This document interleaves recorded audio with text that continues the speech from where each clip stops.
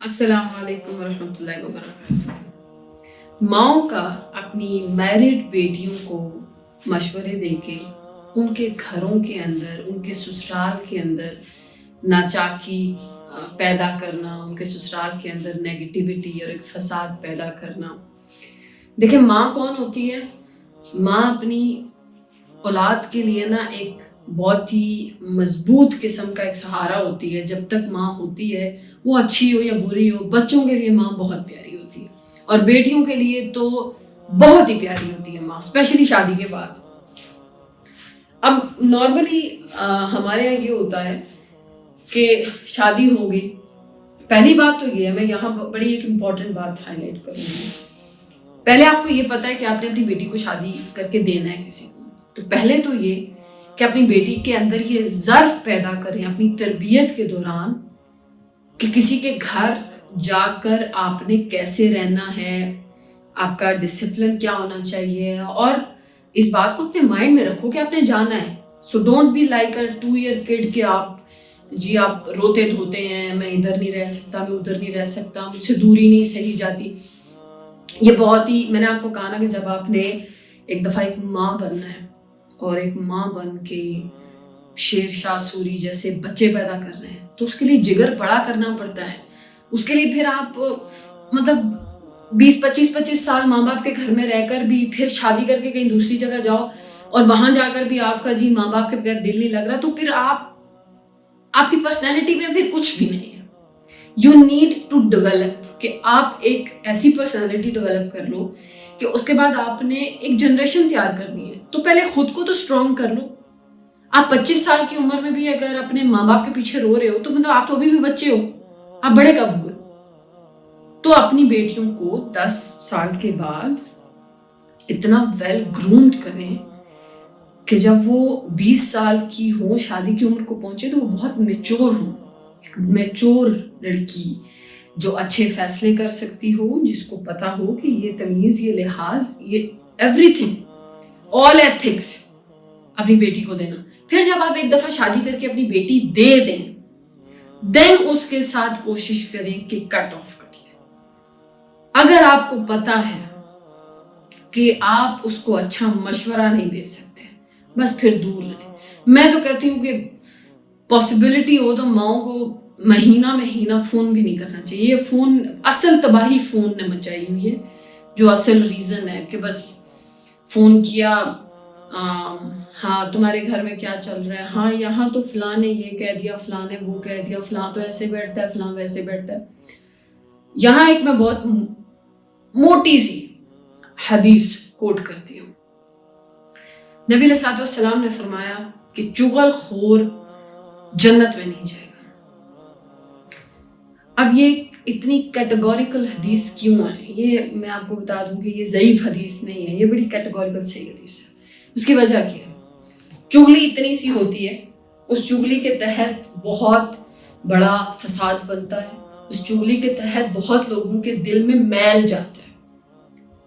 بعض دفعہ ایک انسان ایسا ہوگا جو مطلب پانی کی طرح اپنی انٹینشنز میں صاف ہو، لیکن ایک شخص کی چغلی لگانے کی وجہ سے بات خراب ہو جاتی ہے، محض ایک بات چغلی کے طور پر کہنے میں۔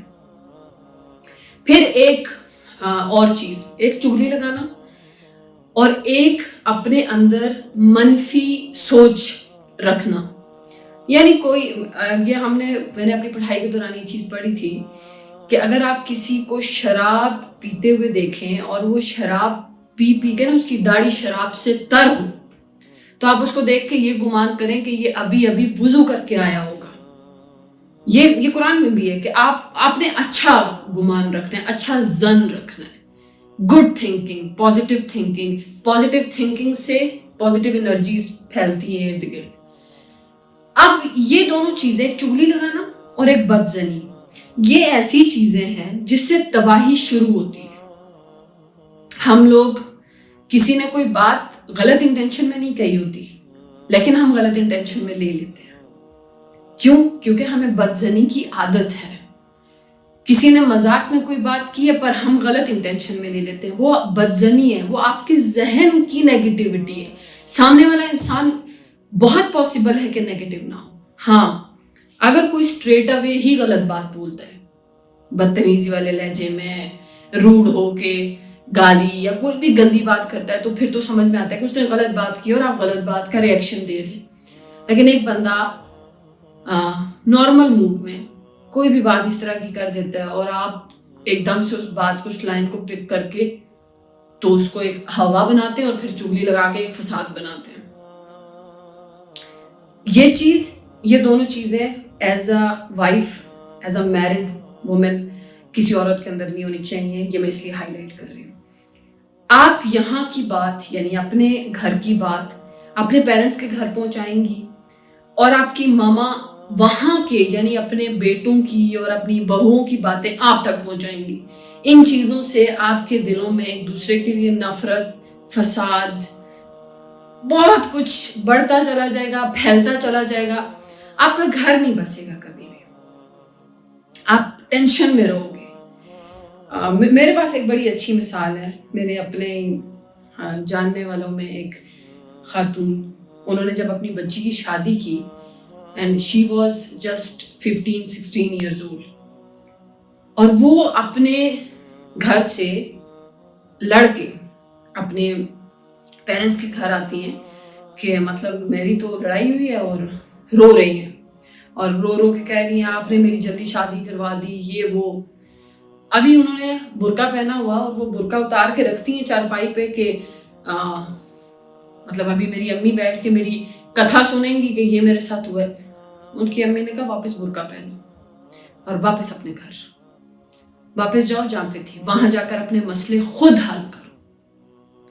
کیوں؟ کیونکہ ان کی ماما کو یہ چیز پتا تھی کہ میں نے اپنی بیٹی کو گروم کرنا ہے, میں نے اس کو لولو پوپو کر کے نا تو گودی میں نہیں لینا ہے. شادی کی ہے, اس کو مجھے ایک عورت بنانا ہے, اس نے کل کو نسل بڑھانی ہے. So she should be a strong woman. تو اس کے لیے مجھے اس کو, ماں کو تو تکلیف پہنچی ہوگی, بیٹی رو رہی تھی, لیکن اپنے دل پہ پتھر رکھ کے ہی بندہ دھکا دیتا ہے نا کہ جاؤ کرو کچھ, ادھر کچھ ہو بھی نہ ہو اور مائیں ہو میری بیٹی کے ساتھ تو بہت ظلم ہو رہا ہے, میری بیٹی تو پتہ نہیں تم روٹی کیسے پکاتی ہو, تم برتن کیسے دھوتی ہو, او ہو نانسنس.